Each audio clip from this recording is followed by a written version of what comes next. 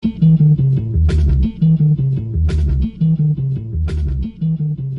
Society of Professional Journalists Code of Ethics states that the duty of a journalist is to seek truth and provide a fair and comprehensive account of events and issues.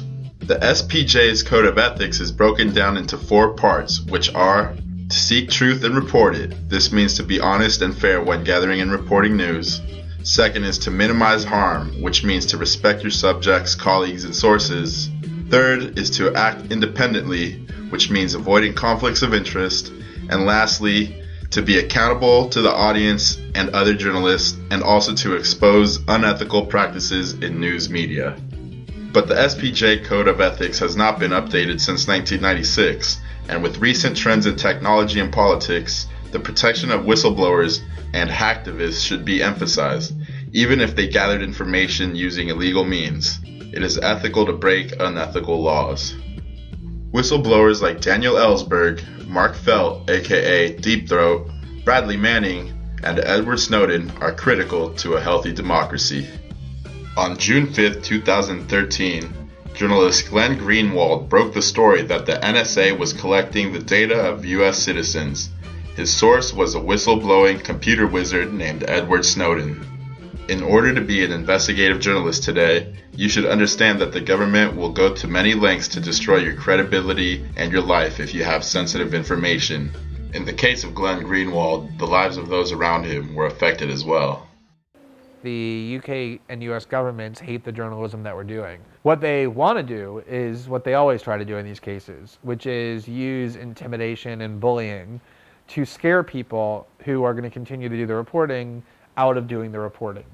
And so taking my partner and putting him in a room and detaining him for what effectively was 11 hours under a terrorism law, basically branding him a terrorist, which is what they're now doing, saying that the publication of these materials is tantamount to terrorism, is a way of flaunting their power, of saying that, look at what it is that we can do to people who defy us if we choose. At the time that it happened, I was angry, I felt helpless. I was furious that they would target somebody peripheral to these events instead of me or Laura or the other journalists with whom we've been working. But at the same time, I found it incredibly emboldening because to me, they showed their true face to the world and to me about how abusive they are when it comes to the exercise of their power. And that made me know just how compelling it was to continue to bring transparency to what it is that they're doing, and it showed why they can't be trusted to exercise power without transparency and accountability. The government uses terrorist acts, the Patriot Act, the National Defense Authorization Act, and the Espionage Act of 1917 to indefinitely detain U.S. citizens, including whistleblowers and journalists.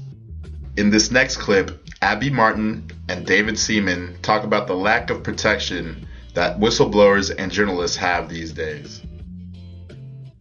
What do you think about Obama's Whistleblowing Protection Act? Snowden replied, there's so many holes in the laws, the protections they afford are so weak. One only need to look at the case of Thomas Drake to see how the government doesn't have a good history of handling legitimate reports of wrongdoing. He's pretty much saying if the Whistleblower Protection Act was strengthened, then I guess that would be a good thing. But my thing is, even with legislation that protects whistleblowers, without repealing the Espionage Act, which Obama is using to he's dredging it up to really go after these whistleblowers, what good is a Protection Act if he's just going to dredge up some archaic one to prosecute these people? Yeah, that's a great point. First and foremost, the Espionage Act has to be repealed because it's been abused repeatedly by the government to silence people like Edward Snowden and online activists. There's other countries that are taking over their country. They're taking it back and they're fighting against corruption. And then, you know, the United States sees that and goes, fuck this, start cutting cords. We need to be able to cut the internet. We need to be able to shut off people's cell phones, which is the latest Apple. Thanks a lot, Apple, you fucking twats. This ridiculous new thing that they've done where they've made a third-party option so that someone can turn off video cameras. So all cops have to do... You should be suspicious that you can't take your battery out of your iPhone.